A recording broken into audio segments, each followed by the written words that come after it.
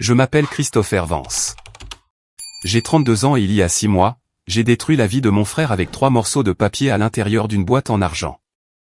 Avant de vous parler du silence qui a envahi 400 personnes lorsque la vérité a éclaté, faites-moi une faveur. Laissez un commentaire ci-dessous pour me dire d'où vous regardez. Je lis chacun d'eux. Pour comprendre pourquoi j'ai fait ce que j'ai fait, vous devez comprendre le jour où tout s'est terminé. C'était un samedi après-midi vif à Boston, le genre de journée qui respire l'opulence. Le ciel était d'un bleu éclatant et vif. Les feuilles des arbres prenaient ce rouge profond et ardent de l'automne en Nouvelle-Angleterre, et l'air sentait l'argent et la vieille terre humide. J'ai arrêté ma voiture devant le service de voiturier du Grand Belmont Hotel. Je n'avais pas conduit la Porsche ce jour-là. J'avais laissé la 911 Targa à la maison dans le garage. Au lieu de cela, j'avais loué une modeste berline noire. Je ne voulais pas qu'il sache. Pas encore. Je suis sorti, lissant l'avant de mon costume anthracite. C'était un bon costume, taillé mais discret. J'ai monté les marches de marbre, mon cœur battant contre mes côtes comme un oiseau en cage. On pourrait penser qu'à 32 ans, un homme aurait surmonté la peur de sa propre famille. On aurait tort. Le trauma avec lequel vous grandissez ne disparaît pas. Il attend juste que vous rentriez chez vous. Le hall du Grand Belmont était le chaos, mais un chaos organisé. Des lustres en cristal de la taille de petites voitures pendaient du plafond. Il y avait des arrangements floraux d'hortensia blancs et de roses qui coûtaient probablement plus que mon premier salaire à New York. Un quatuor à cordes jouait quelque chose de doux et classique près de la fontaine. J'ai pris une profonde inspiration et me suis dirigé vers les tables d'accueil. 2 jeunes femmes en robe noire géraient la liste des invités. Elles avaient l'air stressées mais maintenaient ces sourires polis et figés. « Bonjour, dis-je, essayant de garder ma voix stable. Je suis là pour le mariage Vance et Sterling. » La femme blonde à gauche leva les yeux. « Bien sûr, monsieur. Votre nom, s'il vous plaît. »« Christopher Vance, dis-je. Je suis le frère du marié. » Elle sourit, son doigt planant sur l'écran de l'iPad. Elle fit défiler. Puis elle fit défiler à nouveau. Le sourire vacilla. Elle regarda sa partenaire. Sa partenaire vérifia le classeur physique. Vance, marmonna la deuxième femme, tournant les pages. Nous avons un Robert et Linda Vance. Nous avons un Benjamin Vance. Nous avons. Oh, je suis désolé, elle leva les yeux vers moi, et la c'était. Ce regard, je l'avais vu toute ma vie. De la pitié mêlée de confusion. Je suis désolé, monsieur. Votre nom n'est pas sur la liste. Mon estomac se serra. Veuillez vérifier à nouveau, s'il vous plaît. Christopher. Chris, j'ai vérifié la liste principale et les ajouts, dit-elle, sa voix tombant à un murmure pour que les personnes derrière moi n'entendent pas. Vous n'êtes pas inscrit comme invité, monsieur Vance. Peut-être y a-t-il eu une erreur. Une erreur, n'est-ce pas? Excusez-moi un instant, dis-je. Je m'éloignai de la file, me dirigeant vers un grand pilier près de l'entrée de la salle de bal. Les portes étaient légèrement ouvertes. Je pouvais voir à l'intérieur. Je vis les tables rondes drapées de soie dorée. Je vis les centres de table et puis je les vis. Mes parents, Robert et Linda Vance. Mon père tenait un verre de scotch, riant à quelque chose que disait un grand homme aux cheveux gris. Ma mère ajustait la cravate du marié. Mon frère, William. William ressemblait à un prince. Il portait un smoking qui lui allait parfaitement, ses cheveux coiffés à la perfection, ce sourire charmeur et doré plaqué sur son visage. Il avait l'air heureux. Il avait l'air d'un homme qui avait tout. J'ai sorti mon téléphone. Mes mains tremblaient, non plus de peur, mais d'une rage froide et montante. J'ai composé le numéro de William. J'ai regardé à travers la fente des portes. J'ai vu William sentir la vibration dans sa poche. Il fronça les sourcils, sortit le téléphone et regarda l'écran. Il dit quelque chose à notre mère, roula les yeux et s'éloigna de la foule pour répondre. Quoi? La voix de William siffla à mon oreille. Je suis dans le hall, dis-je. Le personnel dit que je ne suis pas sur la liste. Il y eut une pause, un long silence pesant, puis un rire court et sec. Tu es vraiment venu, dit William. Je pensais que maman t'avait dit. Dis quoi? Chris, regarde. William soupira. Le son de quelqu'un forcé de s'occuper d'une tâche fastidieuse. Tu penses vraiment que tu serais invité? C'est la famille Sterling dont nous parlons. Le père d'Elena vaut un demi-milliard de dollars. Ce sont des sénateurs, des PDG, des gens importants. Je suis ton frère, dis-je. Les mots avaient un goût de cendre. Exactement, ricana William. Tu es mon frère qui se débrouille à peine. Tu es le frère qui nous embarrasse. Écoute, nous ne voulions juste pas les questions gênantes. Oh, que fait Christopher? Oh, il prend des photos. C'est pathétique. Nous te faisons une faveur. Rentre chez toi. Maman et papa savent. J'ai demandé. Qui penses-tu a fait la coupe finale sur la liste, dit William. Maman a dit que ce serait mieux ainsi. Moins de drame, dit-elle. Retourne juste à ton petit appartement où que tu vives maintenant. Envoie une carte si tu veux. Il raccrocha. Je suis resté là, tenant le téléphone contre mon oreille même après que la ligne soit morte. Je l'ai regardé retourner à la fête. J'ai regardé ma mère lui tapoter la joue. J'ai regardé mon père lui taper sur l'épaule. Ils formaient une unité, une forteresse, et j'étais le barbare à la porte. J'aurais pu foncer à l'intérieur. J'aurais pu faire une scène. J'aurais pu renverser une table ou crier jusqu'à ce que la sécurité me traîne dehors. C'est ce qu'aurait fait l'ancien Christopher. Le Christopher qui mendiait leur amour, mais ce Christopher est mort au moment où William arrive. J'ai senti un étrange calme m'envahir. C'était froid et dur comme l'acier. J'ai tendu la main dans la poche intérieure de ma veste et j'en ai sorti une petite boîte en argent. Elle était enveloppée d'un simple ruban noir. Elle était lourde pour sa taille. Je suis retourné à la table d'accueil. Les deux femmes semblaient nerveuses en me voyant approcher.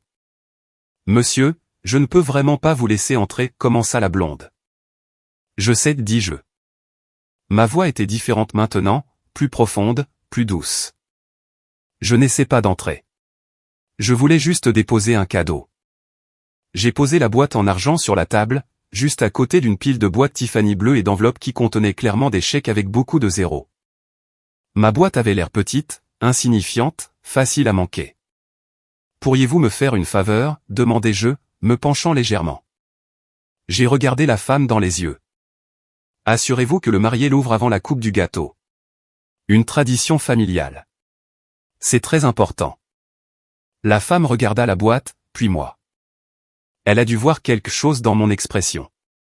Peut-être le chagrin, peut-être la détermination. Elle hocha la tête. Je m'assurai qu'il l'est personnellement, murmura-t-elle. Merci, dis-je. Dites-lui que c'est de Chris. Il saura ce que ça veut dire. Je me suis retourné.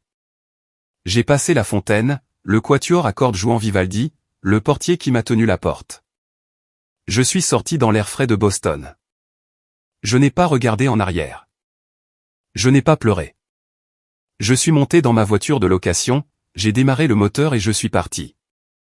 Alors que je me dirigeais vers l'aéroport sur l'autoroute, mon téléphone a commencé à vibrer.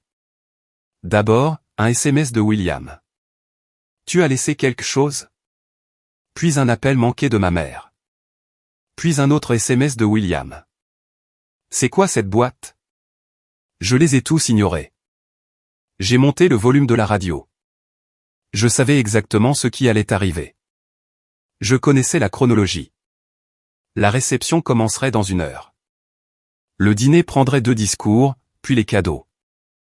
J'avais réglé une minuterie sur une bombe et je m'éloignais avant l'explosion. Mais pour comprendre pourquoi cette boîte allait tout détruire, il faut savoir ce qu'il y avait à l'intérieur. Et pour expliquer cela, je dois vous ramener 20 ans en arrière dans une maison de Beacon Hill qui avait l'air parfaite de l'extérieur, mais qui pourrissait de l'intérieur.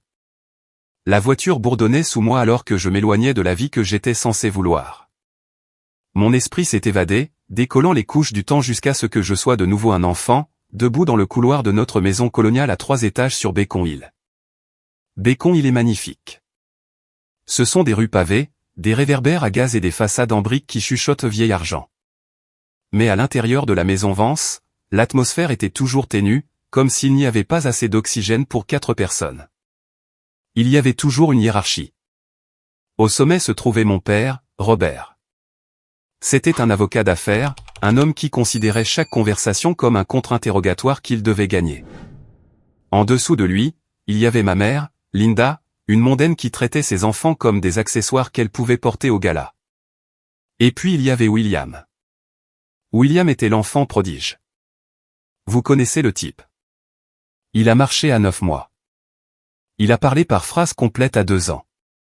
Il était capitaine de l'équipe de soccer universitaire, président de classe, charmant, beau et complètement creux. Puis il y avait moi, Christopher, le remplaçant.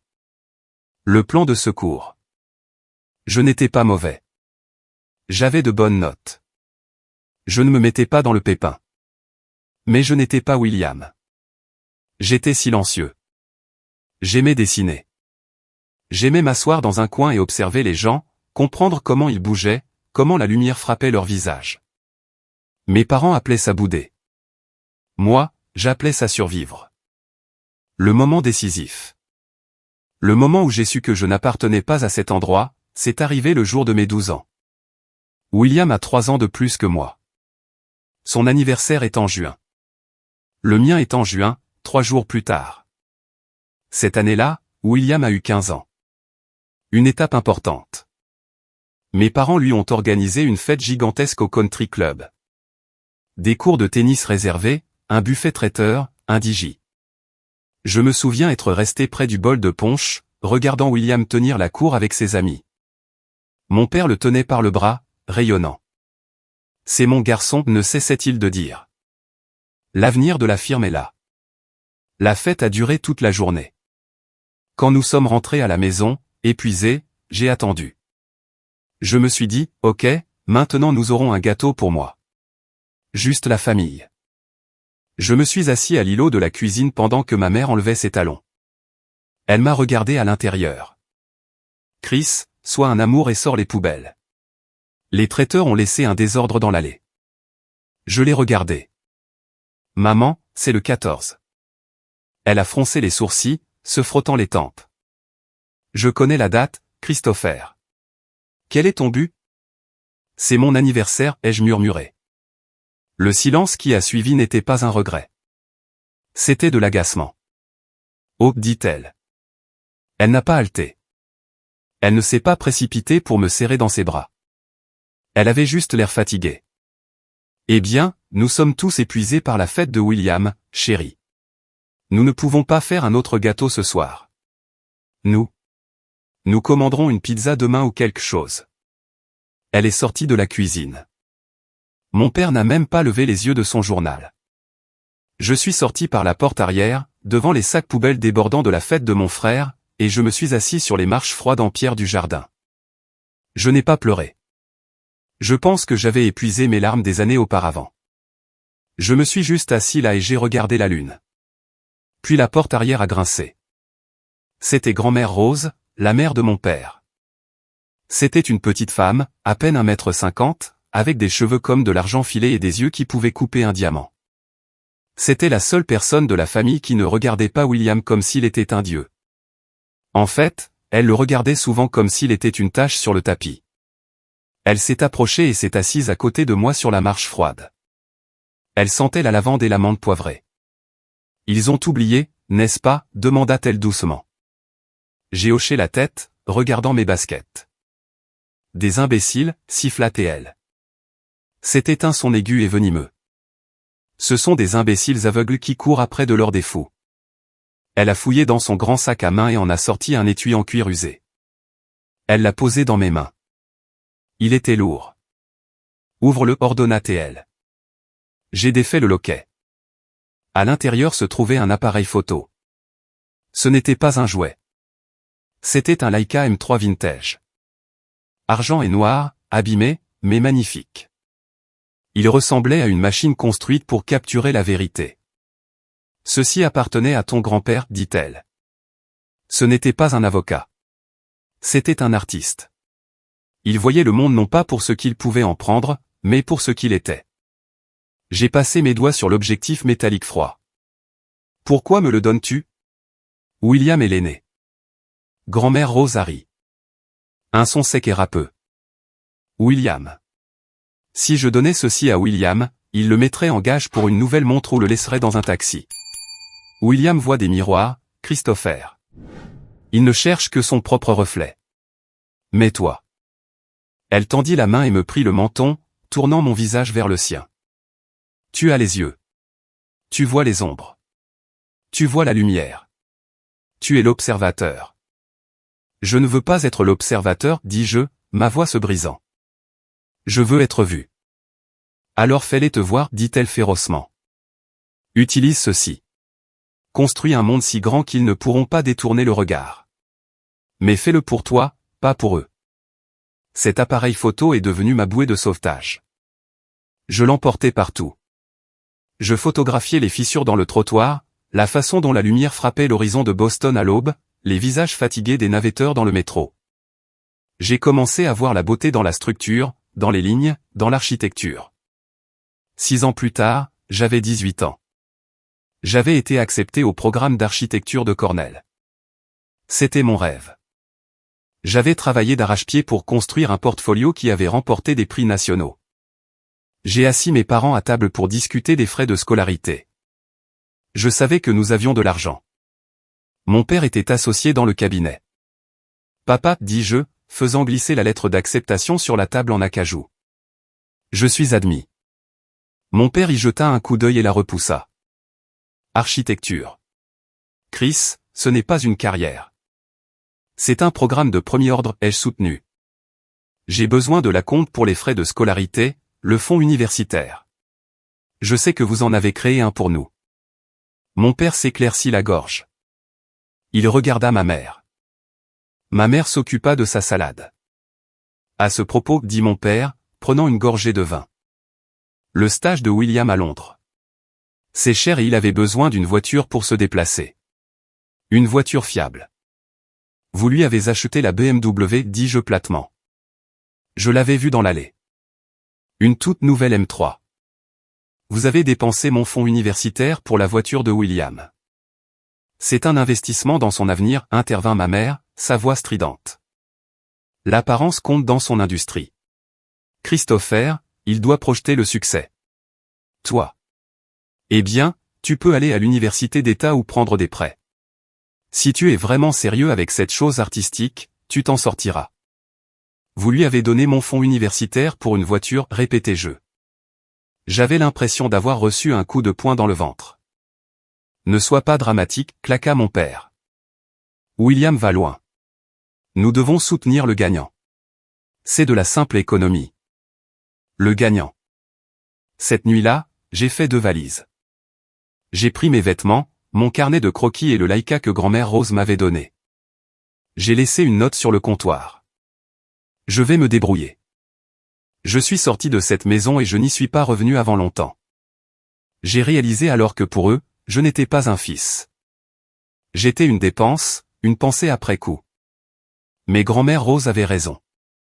Ils étaient aveugles. Ils ne voyaient pas qu'en me coupant les ponts, ils m'avaient fait le plus grand cadeau de tous. Ils m'avaient donné la liberté d'arrêter d'essayer de leur plaire. J'ai conduit ma vieille Honda Civic jusqu'à New York. J'avais $400 en poche et un appareil photo. J'allais être architecte. J'allais être photographe. Et j'allais leur faire regretter chaque centime qu'ils avaient dépensé pour cette BMW. New York ne se soucie pas de vos sentiments. Elle mange les faibles au petit déjeuner. Quand je suis arrivé, je n'avais pas seulement faim. J'étais affamé de quelque chose à prouver. Je me suis inscrit à un programme d'architecture moins cher à CUNY et j'ai travaillé 3 emplois. Le jour, j'étais barista, servant des lattes trop chères à des gars de Wall Street qui me rappelaient mon frère. Le soir, j'étais plongeur. Et la nuit, j'étais un fantôme avec un appareil photo. J'ai commencé à photographier l'immobilier de luxe. Cela a commencé par accident. Un client du café, un agent immobilier, se plaignait de la mauvaise qualité des photos pour un Penthouse à Tribeca. Je peux faire mieux, lui ai-je dit. Il a regardé mon tablier taché d'expresso. Tu es barista, gamin. Je suis étudiant en architecture avec un Leica, ai-je rétorqué. Donne-moi 1 heure. Si les photos sont nulles, je te donnerai du café gratuit pendant 1 mois. Si elles sont bonnes, tu me paies $500. Il a ri. Marché conclu. Je suis allé à Sepentouze. Je n'ai pas seulement pris des photos de pièces. J'ai capturé la façon dont la lumière tombait sur les parquets. J'ai capturé la sensation d'y vivre. J'ai traité le bâtiment comme une chose vivante et respirante. L'agent a vendu l'appartement en 2 jours. Il m'a appelé en criant de joie. Gamin, tu es un magicien. J'ai 5 autres annonces pour toi. Ce fut le début. Je n'ai pas dormi pendant 4 ans. J'ai étudié la structure et le design en classe, puis je l'ai appliqué à ma photographie. J'ai réalisé qu'il y avait une lacune sur le marché. La plupart des photographies immobilières étaient stériles, ennuyeuses. J'y ai apporté l'art. J'y ai apporté l'émotion. J'ai formé une petite SARL appelée Vence Visual. Puis, après avoir obtenu mon diplôme et commencé à obtenir des contrats avec de grands promoteurs, j'ai changé de nom. Je voulais quelque chose qui sonne monolithique. Quelque chose qui ne sonne pas comme Christopher, le petit frère. Je l'ai appelé Apex Media. À l'âge de 26 ans, Apex Media n'était plus seulement moi et un appareil photo. C'était une agence de branding à service complet pour le marché du très haut de gamme.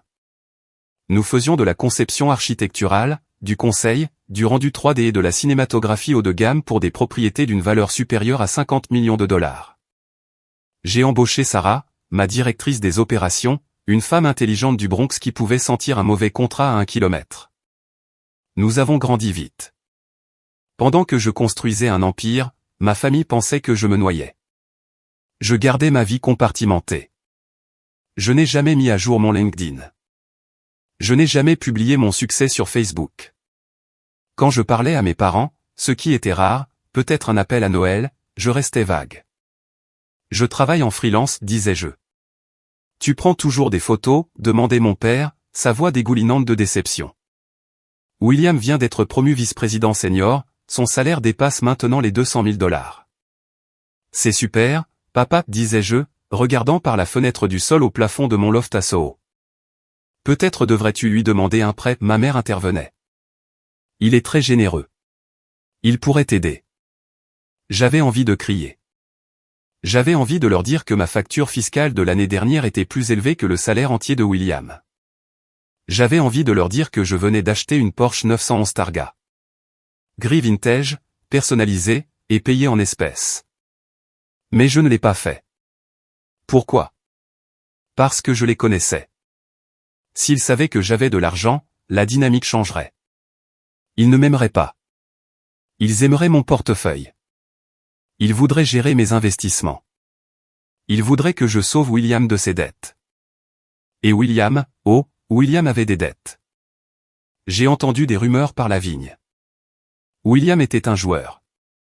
Non seulement des casinos, mais aussi de mauvaises actions, des arnaques crypto, une inflation de son train de vie. C'était le type qui achetait un costume à 5 000 $, mais dont la carte de crédit était refusée au dîner. Il vivait au bord de la ruine.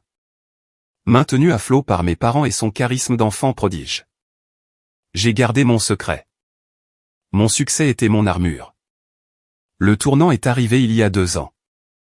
J'étais en réunion avec un promoteur saoudien pour un projet de gratte-ciel quand mon téléphone a sonné. C'était mon père. Il n'appelait jamais pendant la journée. C'est grand-mère Rose, dit-il. Non. Bonjour. Elle a eu une attaque. C'est grave. Je me suis figé. J'arrive. Je prendrai le prochain vol pour Boston. Non, dit rapidement mon père. Ne viens pas. Quoi? Pourquoi? Elle est très faible. Christopher, elle est délirante. Te voir comment tu as tourné, ça pourrait la contrarier. Nous devons la garder calme. William est là. Il lui tient la main. C'est suffisant. Vous m'interdisez de voir ma grand-mère mourante parce que vous pensez que je suis un raté? Ma voix monta, résonnant dans la salle de conférence. Mes clients me regardèrent choqués. Nous protégeons sa dignité, dit froidement mon père. Nous te ferons savoir quand elle décédera. Il raccrocha. J'ai jeté mon téléphone contre le mur. Il s'est brisé. Réunion terminée, dis-je au promoteur. Je dois y aller. Je n'ai pas pris de vol commercial. J'ai affrété un jet. Cela m'a coûté 15 000 $. Et je n'ai pas scié. J'ai volé à Boston et j'ai loué une voiture. J'ai conduit à l'hôpital comme un fou. J'ai fait irruption dans l'aile des soins palliatifs. Mes parents étaient dans le couloir, se disputant avec une infirmière à propos d'un surclassement de chambre privée. Ils ne m'ont pas vu me glisser devant eux dans la chambre 304. Grand-mère Rose était minuscule dans le lit, branchée à des machines, mais ses yeux étaient ouverts. Grand-mère, murmurai-je, tombant à genoux à côté du lit. Elle tourna la tête. Ses yeux étaient troubles, mais elle sourit. Elle me reconnut. Christopher, halta-t-elle. Tu es venu. Ils ont essayé de m'arrêter, dis-je, les larmes coulant sur mon visage. Ce sont des idiots, murmura-t-elle. Elle tendit une main frêle et me saisit le poignet. Sa prise était étonnamment forte. Écoute-moi. Le gros des choses est caché. L'avocat, Harrison, trouve-le. Ne les laisse pas prendre les horloges. Ne les laisse pas prendre le temps. Je me fiche des horloges, grand-mère. Je me soucie juste de toi. Chut, gronda-t-elle doucement. Tu es l'architecte. Tu construis, mais tu dois aussi protéger. Promets-moi. Je le promets. Bien. Maintenant, montre-moi. Montre-moi quoi? Tes yeux. Montre-moi ce que tu as vu. J'ai sorti mon téléphone de secours et j'ai ouvert ma galerie. Je lui ai montré des photos des bâtiments que j'avais conçus, la lumière dans les canyons de New York, la beauté que j'avais capturée. Elle les a regardés et un instant, la douleur a quitté son visage. Je le savais, murmura-t-elle. Mon artiste. Elle mourut 1 heure plus tard. Mes parents sont entrés et m'ont trouvé lui tenant la main. Ils étaient furieux. J'avais réussi à entrer en douce, mais ils ne pouvaient pas faire de scène autour d'un corps. William est arrivé 20 minutes en retard, sentant le bourbon. Il a versé quelques fausses larmes pour les infirmières. Je me tenais dans un coin, les regardant jouer leur chagrin. C'est ce jour-là que j'ai décidé d'arrêter de fuir. C'est ce jour-là que j'ai décidé de riposter. Les funérailles révèlent le pire chez les gens cupides. C'est comme du sang dans l'eau pour les requins. Grand-mère Rose n'avait pas été enterrée depuis 24 heures que ma mère parlait déjà de redécorer la maison historique de grand-mère. Le service a eu lieu dans la vieille église en pierre de Beacon Hill. Je portais un costume noir. Armani, même si j'avais enlevé l'étiquette pour que ma mère ne le remarque pas. Je me tenais à l'arrière. William a prononcé l'éloge funèbre. Il a parlé de lui pendant 20 minutes. Grand-mère m'a toujours dit que j'étais son étoile brillante. Il a menti depuis la chair. Elle m'a dit que je porterais le nom Vance à la grandeur. J'ai serré la mâchoire si fort que j'ai cru qu'une dent allait se fêler. Grand-mère Rose détestait sa vanité, mais les morts ne peuvent pas corriger le tir. Après l'enterrement, la famille s'est réunie chez mes parents pour la lecture du testament. Monsieur Harrison, l'avocat de grand-mère depuis 40 ans, était assis à la tête de la table à manger. C'était un homme fait de cuir et de parchemin avec des yeux qui avaient vu toutes sortes de querelles familiales imaginables. William était assis juste à côté de lui, penché en avant, bavant presque. Mes parents étaient à ses côtés. J'étais assis à l'extrémité de la table, près de la porte de la cuisine. Rosemary Vance était une femme d'intention précise, commença Monsieur Harrison, ajustant ses lunettes. Elle a mis à jour son testament il y a 6 mois. Ma mère serait dit. Mise à jour. Elle ne nous l'a pas dit. Elle voulait que cela reste privé, dit Harrison. Il ouvrit le dossier. À mon fils, Robert, et à sa femme, Linda. Je laisse la propriété de Beacon Hill, à condition qu'il paie les impôts et l'entretien en cours. Mon père hocha la tête, satisfait. Cette maison valait facilement 3 millions. À mon petit-fils, William. William redressa sa cravate. Il me sourit d'un air suffisant. C'était ça, le gain. Je lui laisse la somme de 25 000 $. Silence. Un silence absolu, suffocant. C'est une erreur de frappe, dit William, sa voix aiguë et tendue. Vous voulez dire 250 000 ou 25% de la succession? 25 000 $, répéta calmement Harrison. L'ex spécifique. C'est une blague. William claqua sa main sur la table. Elle me l'avait promis. Qu'en est-il des investissements? Qu'en est-il des bijoux, de la collection Patek Philippe? Les montres de grand-père seules valent des millions. Ah, oui. Les biens personnels, et la fiducie, dit Harrison. Il regarda par-dessus ses lunettes, droit vers moi au bout de la table.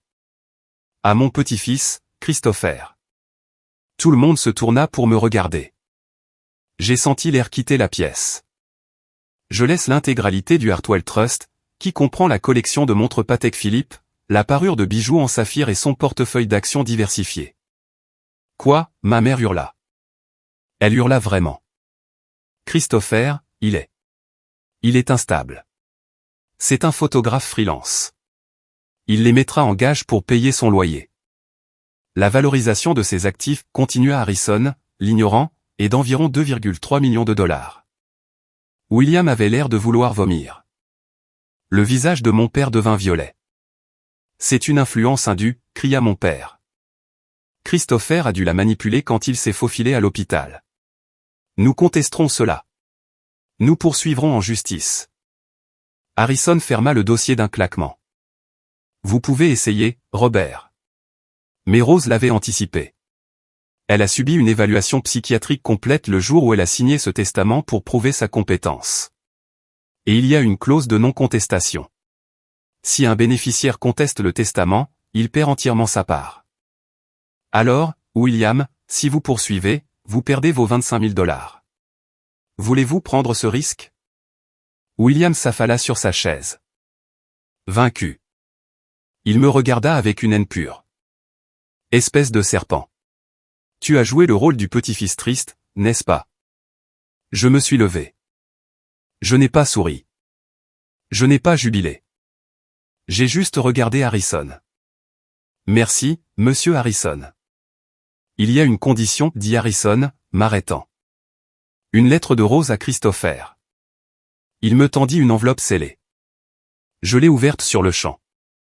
Mon très cher Christopher, il court après l'éclat, mais tu connais la valeur de la mécanique en dessous. Garde cet héritage en sécurité. Ne vends pas les montres. Elles sont du temps, et le temps est la seule chose que tu ne peux pas acheter. PS, ne leur parle pas du reste pour l'instant. Laisse-les te montrer qui ils sont vraiment. Attends la tempête. Amicalement, grand-mère. Le reste, me suis-je demandé. Les actions étaient substantielles, mais y avait-il plus? J'ai levé les yeux vers ma famille. Ils avaient l'air prêts à me tuer. Je prendrai possession des montres aujourd'hui, dis-je à Harrison. Vous ne pouvez pas, s'écria William. J'ai un gala la semaine prochaine. J'allais porter la Nautilus. Achète ta propre montre, William, dis-je. Je suis sorti de cette maison avec une boîte de montres valant plus que la vie de mon frère. Mais je ne me sentais pas triomphant. J'avais l'impression d'attendre que l'autre chaussure tombe. Grand-mère a dit, attends la tempête. Je ne savais pas que la tempête prendrait la forme d'une invitation de mariage, ou plutôt de son absence. 6 mois passèrent. Je suis retourné à New York. J'ai mis les montres dans un coffre-fort sécurisé. J'ai investi le liquide dans Apex Media, étendant nos opérations à la côte ouest. Je n'ai pas eu de nouvelles de ma famille. Pas d'appel téléphonique, pas de mail. Ils me punissaient d'avoir volé l'héritage. Cela me convenait. Le silence valait mieux que les abus. Puis les rumeurs ont commencé. William allait se marier, et pas avec n'importe qui. Il avait réussi à décrocher Helena Sterling. Je savais qui était Helena Sterling. Son père était Arthur Sterling, un magnate de l'immobilier à Boston. J'avais d'ailleurs une fois soumissionné pour un projet pour son entreprise, mais j'avais perdu face à une plus grande entreprise. Les Sterling étaient la royauté américaine. J'ai attendu l'invitation.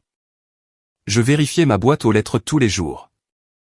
Je me disais que je m'en fichais, mais au fond de moi, une petite partie de moi, le garçon de 12 ans sur les marches du jardin, voulait toujours être incluse. Un mois avant le mariage, j'ai appelé ma mère. « Bonjour, Christopher, dit-elle, sa voix glaciale. J'ai entendu dire que William se mariait, dis-je. Oui, le mois prochain. Suis-je invité? Oh, Christopher, soupira-t-elle. C'est une affaire très intime. Juste les amis proches et la famille immédiate. Je suis de la famille immédiate, maman. Eh bien, c'est compliqué. Les Sterling sont très particuliers. Et honnêtement, après le coup que tu as fait avec le testament, William n'est pas à l'aise de t'avoir là. Il pense que tu vas faire une scène ou essayer de montrer les montres. Alors, je suis banni? Disons simplement que c'est mieux pour tout le monde si tu restes à New York. Nous avons dit aux Sterling que tu voyageais, que tu te cherchais. S'il te plaît, ne nous embarrasse pas en te présentant. Elle raccrocha. Je suis resté assis dans mon bureau, fixant le téléphone. Affaire intime. 10 minutes plus tard, Sarah, ma vice-présidente, entra. Elle tenait un épais classeur de contrats. Chef, vous devez signer le projet de Boston. Le client exige le forfait premium. Cinématographie complète, couverture par drone, 3 photographes principaux, montage le jour même. C'est un contrat de $50 000. Je ne fais plus de mariage, Sarah. Nous faisons de l'immobilier commercial. Je sais, mais c'est une demande spéciale. La mariée est une grande fan de votre travail architectural. Elle a dit qu'elle voulait que son mariage ressemble à un chef-d'œuvre de Vance Visual. Elle vous a littéralement nommé. Qui est le client, demandai-je, ouvrant le classeur. La mariée est Elena Sterling. Le marié est. Sarah vérifia ses notes. Un certain William Vance. Et, ce n'est pas votre nom de famille? Je me suis figé. Ma main plana sur le papier. J'ai regardé le contrat. Il était là. Client, William Vance et Elena Sterling. Lieu, le Grand Belmont Hotel. Service, forfait mariage premium Apex Media. Coût total, $50 000. Signé par William Vance. J'ai commencé à rire. Cela a commencé par un petit rire et s'est transformé en un rire bruyant. Sarah me regarda comme si j'avais perdu la tête. Chef, il ne sait pas, dis-je, essuyant une larme. Il n'a aucune idée. Aucune idée de quoi? Que je possède Apex Media. J'avais gardé mon nom hors du site web. Nous opérions sous une société holding. Pour le monde, j'étais le directeur créatif insaisissable. Pour William, j'étais juste son frère raté qui prenait des photos. Il avait embauché mon entreprise. Il me payait $50 000 pour photographier le mariage dont j'étais banni.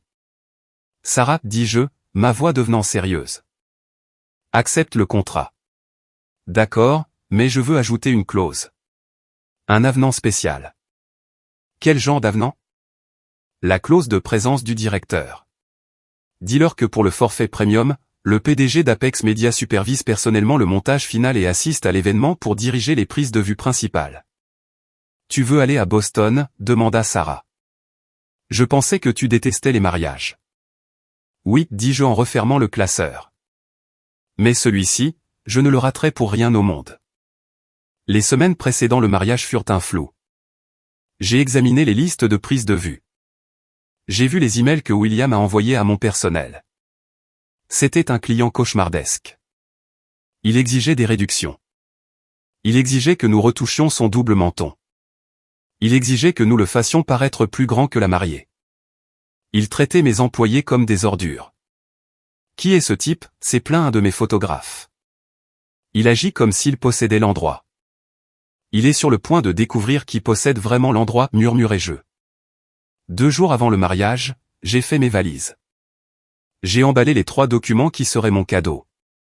Une copie certifiée du testament de grand-mère Rose, le contrat Apex Media, contresigné par moi, Christopher Vance, PDG, une transcription d'un message vocal que William m'avait laissé des années auparavant, me traitant de parasite inutile.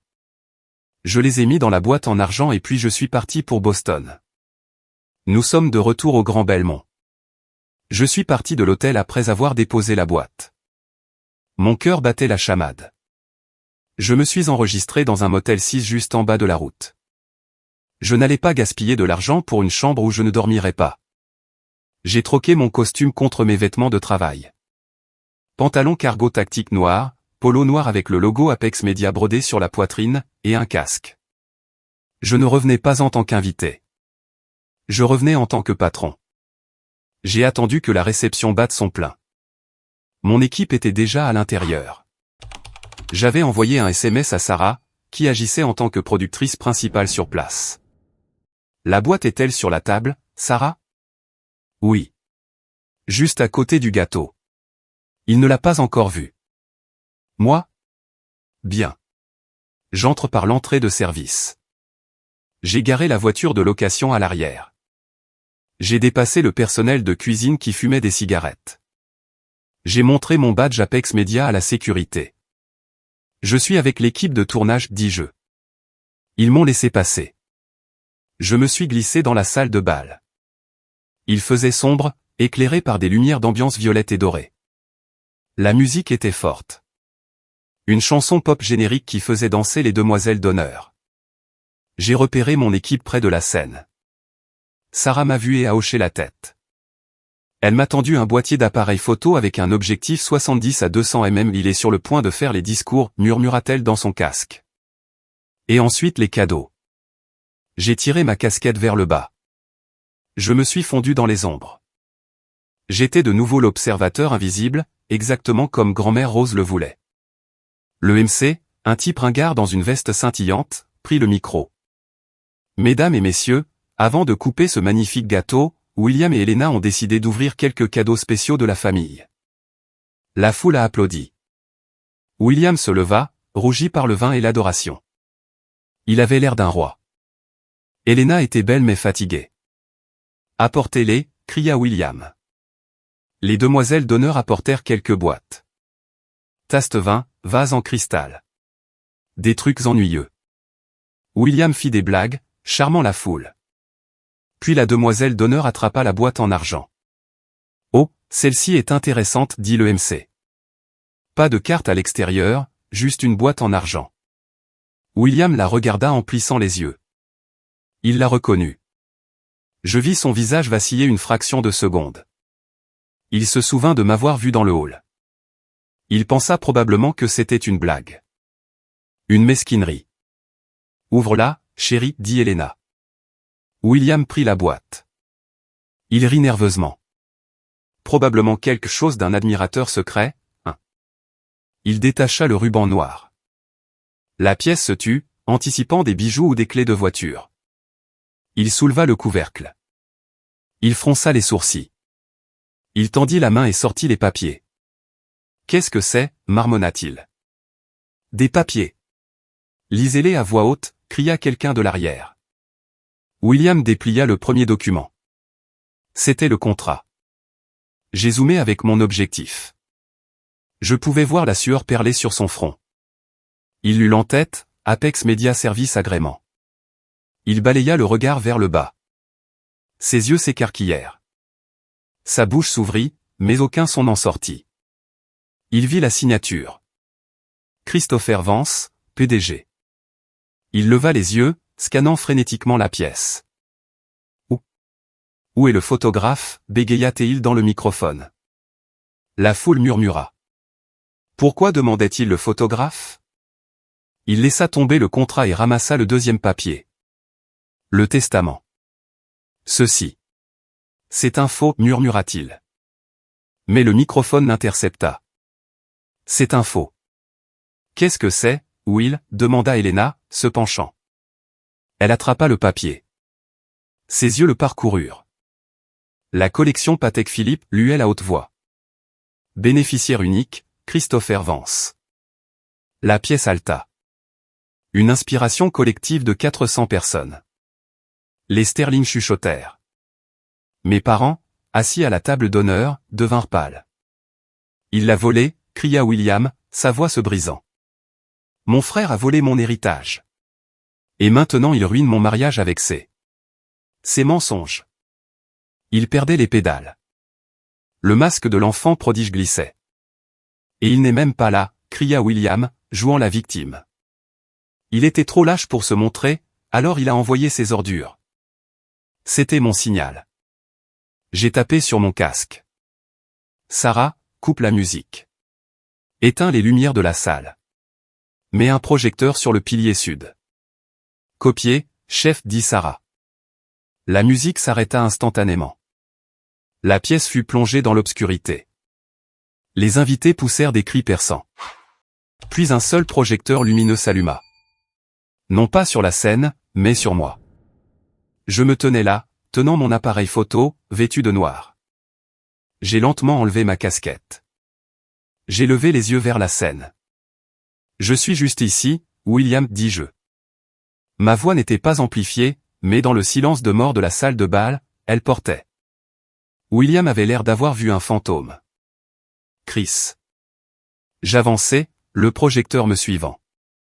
Je marchais jusqu'au bord de la scène. Je n'avais pas l'air en colère. J'avais l'air professionnel.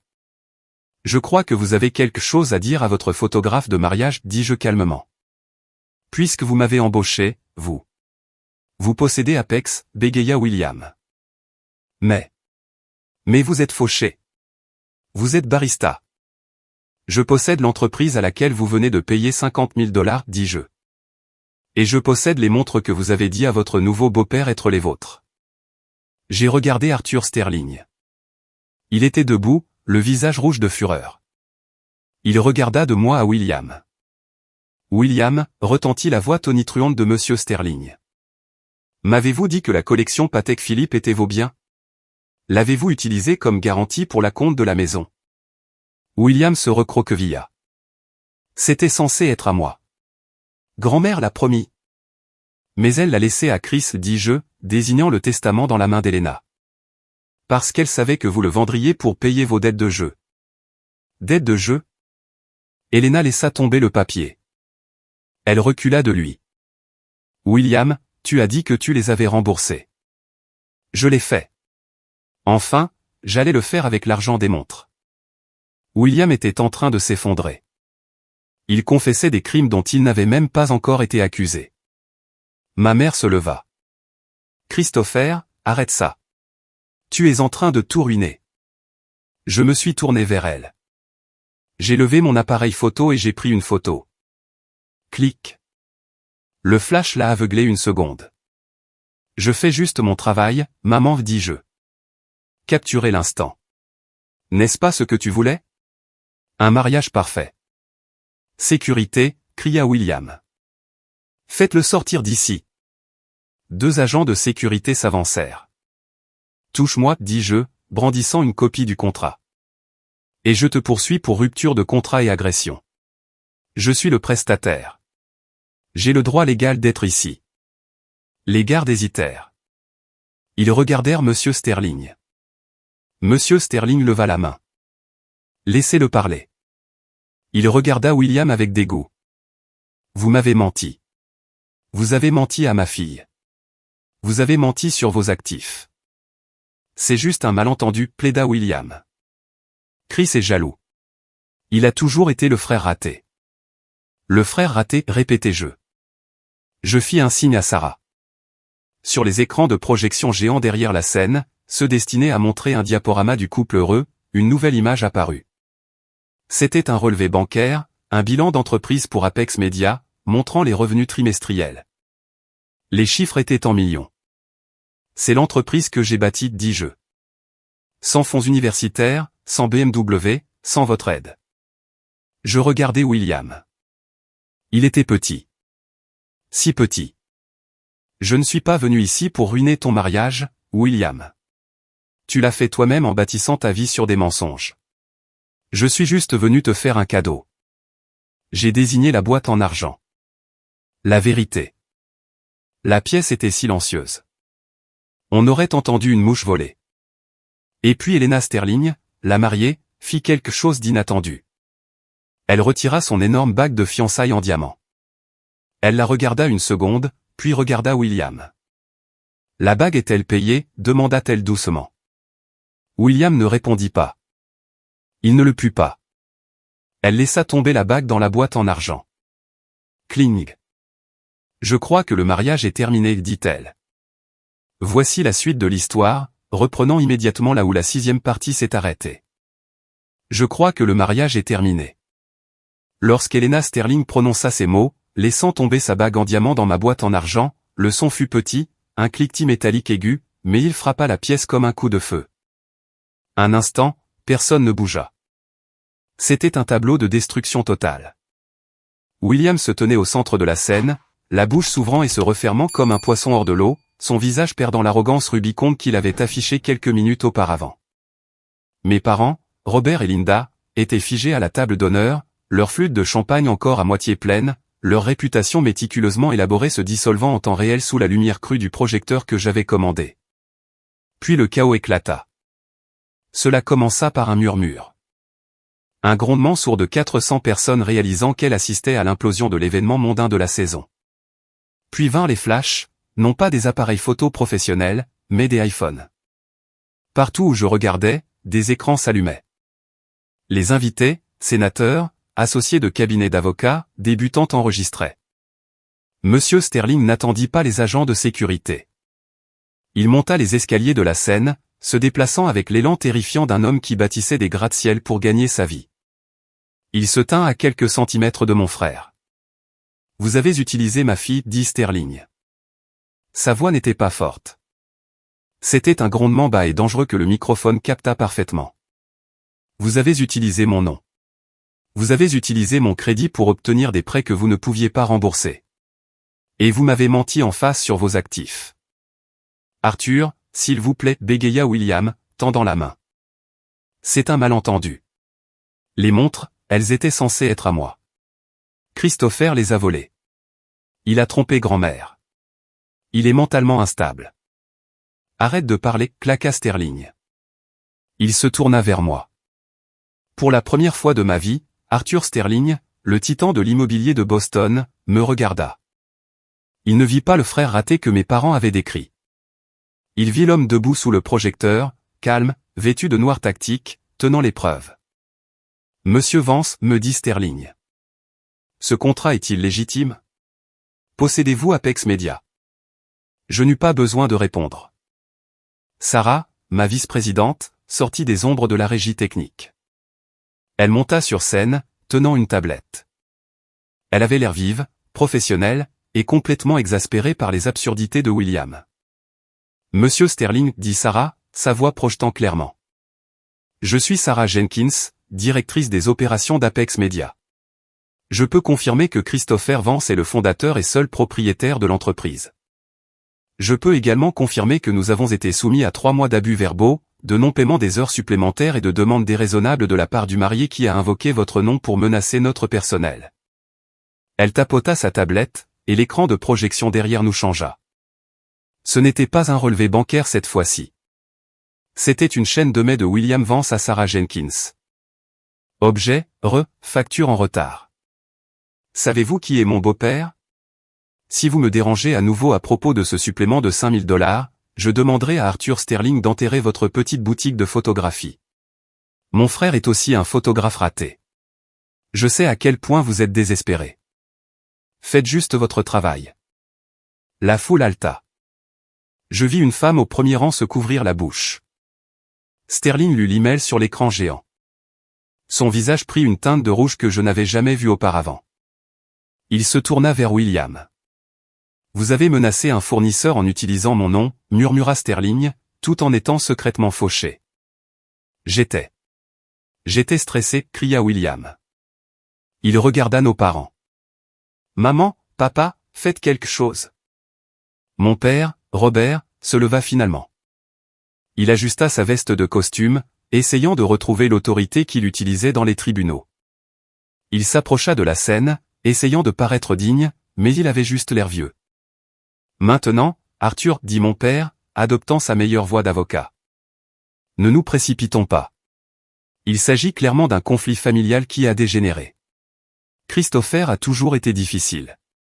Il a clairement mis en scène cela pour humilier son frère par jalousie. Nous pouvons régler cela discrètement en privé. » Jalousie. La voix venait du côté de la pièce. C'était Caroline. Caroline Ashford était la meilleure amie de grand-mère Rose. Elle avait 80 ans, frêle comme un oiseau, mais elle était la matriarche de la société de Boston. Elle avait organisé ce mariage. Elle connaissait tout le monde, et elle était restée assise tranquillement à la table 4, observant. Elle se leva maintenant, appuyée sur sa canne. La pièce devint silencieuse par respect. « Robert, dit Caroline, sa voix tremblante de colère. Comment osez-vous? Caroline. S'il vous plaît, plaida ma mère. Ne. J'étais là, annonça Caroline à la pièce. J'étais là quand Rose a signé ce testament. J'étais là quand elle a pleuré parce que son fils, vous, Robert, avait cessé d'amener Christopher en visite. Elle m'a dit explicitement, William aime l'or, mais Christopher aime l'artisanat. Elle a laissé ses montres à la seule personne qui ne les mettrait pas en gage pour une voiture de sport. Caroline se tourna vers les invités. Et je peux me porter garante pour Christopher. Ma petite fille travaille dans le marketing à New York. Elle m'a dit, Apex Media est la référence absolue. Ils ont fait la couverture de Vogue le mois dernier. Christopher n'a pas mis en scène cela par jalousie. Il l'a mis en scène pour la justice. Ce fut le coup de grâce. La parole de Caroline Ashford faisait loi dans cette ville. Ma mère s'enfonça dans sa chaise, se cachant le visage dans les mains. Mon père resta figé, sa défense légale s'effondrant avant même qu'il ne puisse déposer une motion. William regarda autour de lui. Il vit les caméras. Il vit Elena debout avec son père, le dos tourné vers lui. Il vit les invités chuchoter, pointer du doigt, rire. Il me regarda. Pourquoi, murmura-t-il. Des larmes coulaient enfin sur son visage, gâchant son maquillage. Pourquoi m'as-tu fait ça? J'ai baissé mon appareil photo. Je me suis rapproché de lui pour que seul il puisse m'entendre. Je ne t'ai pas fait ça, Will, dis-je doucement. Tu l'as fait. Tu m'as embauché. Tu m'as invité. Tu as signé le contrat. Tu as dit les mensonges. J'ai juste allumé les lumières. Je me suis tourné vers Sarah. Fais tes cartons. On a fini ici. Et le remboursement, demanda Sarah à voix haute, juste pour enfoncer le clou. Le contrat stipule aucun remboursement en cas d'annulation due à une mauvaise conduite du client. Gardez-le, dis-je. Considérez ça comme un bonus pour l'équipe qui l'a supporté. Je suis descendu de la scène. Alors que je descendais l'allée, la mère d'invité s'est écartée devant moi. Personne ne me regardait plus avec pitié. Il me regardait avec admiration. J'ai entendu des chuchotements, c'est le propriétaire. Et où tu as vu ses yeux?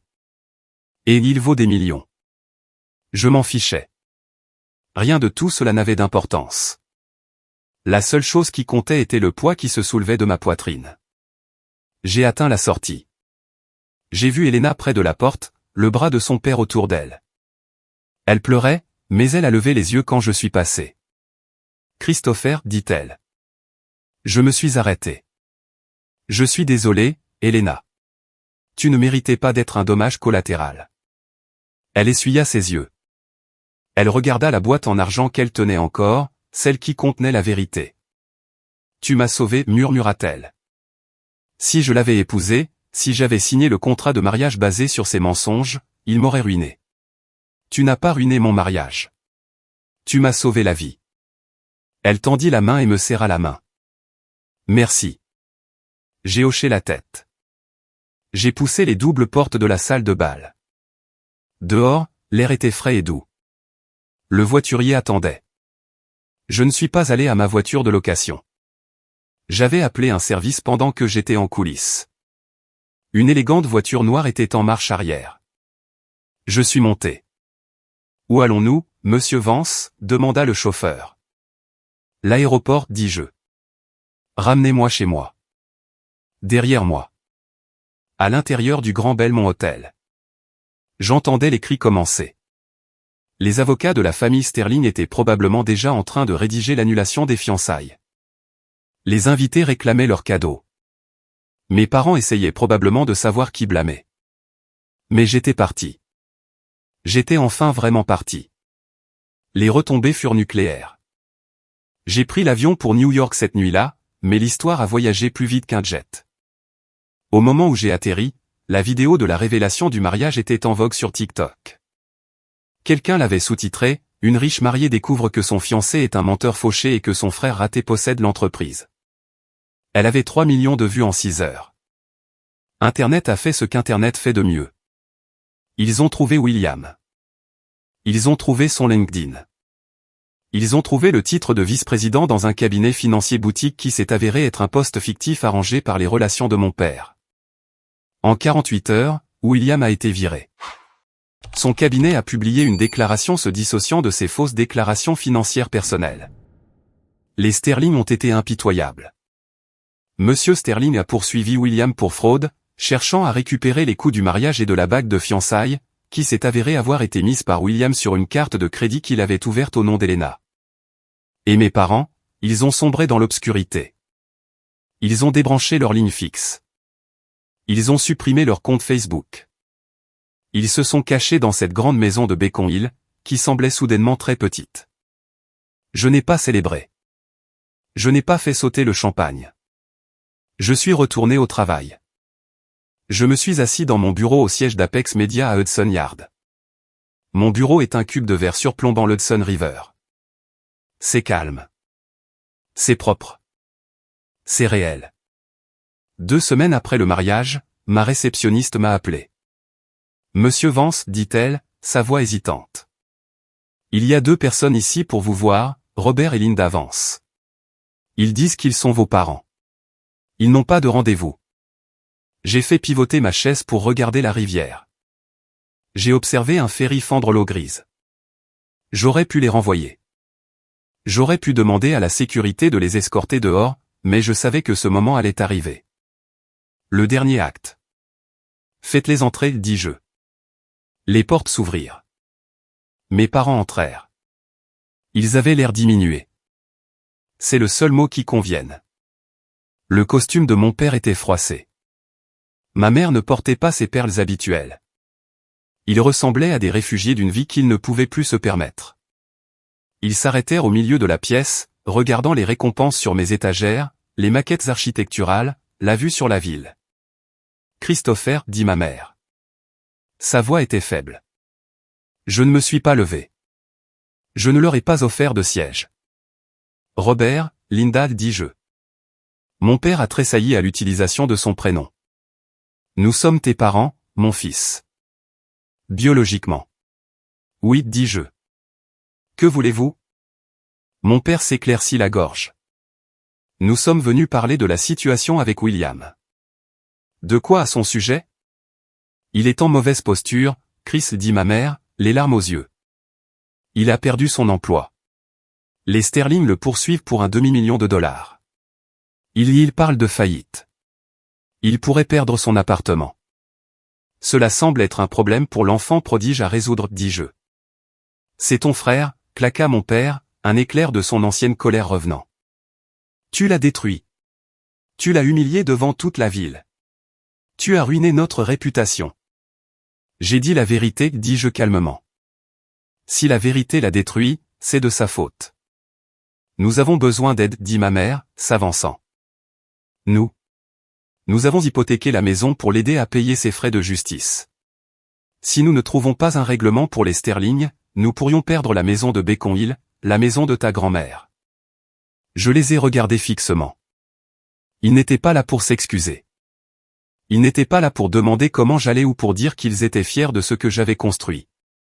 Ils étaient là parce que le distributeur automatique nommé William était en panne et qu'ils avaient besoin d'un nouveau retrait. Alors, vous voulez de l'argent, dis-je. Nous voulons que tu vendes les montres, dit mon père. La collection Patek est évaluée à des millions. Si tu la vends, nous pourrons rembourser les Sterling, remettre William sur pied et sauver la maison.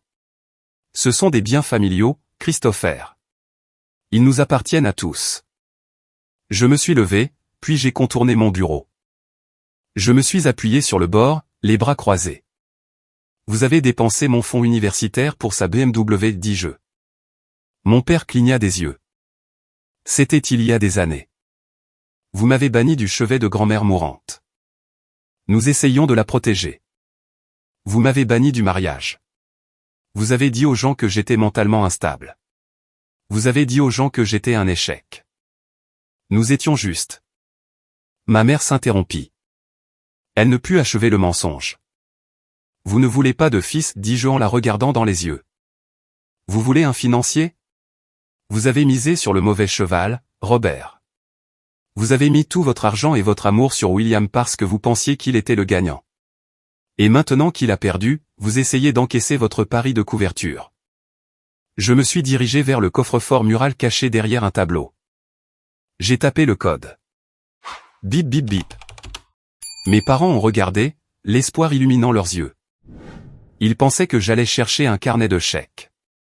J'ai sorti une seule photographie. C'était celle que j'avais prise de grand-mère Rose à l'hôpital le jour de sa mort. Elle me tenait la main. Je suis retourné et l'ai posée sur le bureau. Je ne vous donnerai pas un sou, dis-je. Christopher, haleta ma mère. Je ne vendrai pas les montres. Je les ai données. J'ai menti. Enfin, à moitié menti. Je les avais prêtées au musée d'horlogerie pour une exposition de 10 ans. Elles étaient à l'abri de William pour toujours, et je ne sauverai certainement pas l'homme qui m'a intimidé depuis l'âge de 5 ans. Tu es ingrat, cracha mon père. Nous t'avons élevé. Nous t'avons donné un toit. Et je vous ai remboursé en partant, dis-je.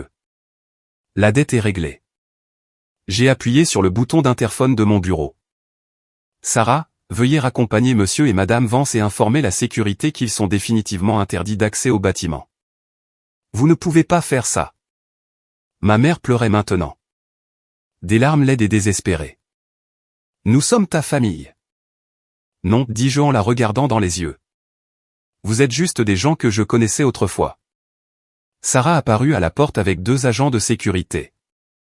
Mes parents me regardèrent une dernière fois. Un mélange de rage et d'incrédulité avant d'être conduits dehors. Quand la porte se referma, le silence dans mon bureau était pesant. Mais il n'était pas solitaire. Il était paisible. Je me suis dirigé vers la fenêtre. J'ai regardé la rue en contrebas. J'ai vu mes parents sortir du bâtiment. Ils avaient l'air petits, juste 2 vieilles personnes aigries sur un trottoir, se disputant entre elles. Ils se sont arrêtés au bord du trottoir, essayant d'appeler un taxi parce qu'ils ne pouvaient plus se permettre une berline de luxe. Je me suis détourné de la fenêtre. J'ai pris ma veste. J'ai pris l'ascenseur jusqu'au garage privé.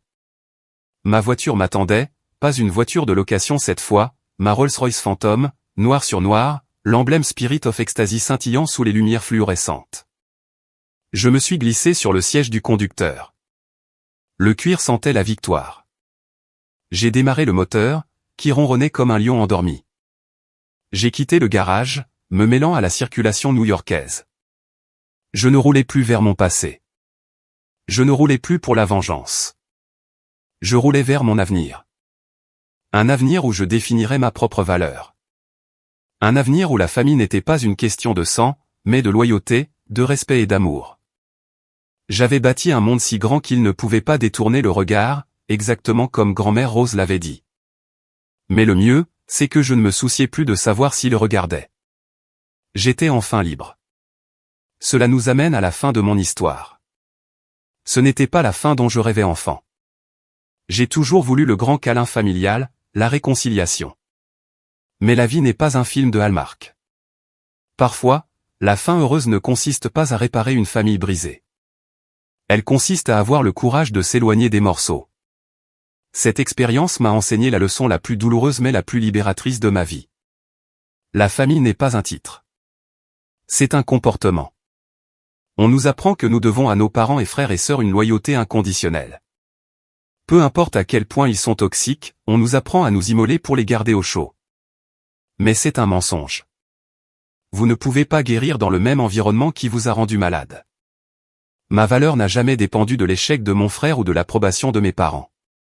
Elle était innée. Elle était là quand j'étais un barista fauché et elle est là maintenant en tant que PDG. La boîte en argent que j'ai laissée sur cette table ne contenait pas seulement un contrat. Elle contenait mes limites. Et poser une limite est la plus haute forme de respect de soi. Maintenant, je veux vous entendre. Avez-vous déjà dû couper les ponts avec un membre de votre famille pour vous sauver? Ou peut-être êtes-vous la brebis galeuse qui s'est avérée être la plus forte du troupeau? Veuillez faire défiler vers le bas et laisser un commentaire. Merci d'avoir écouté.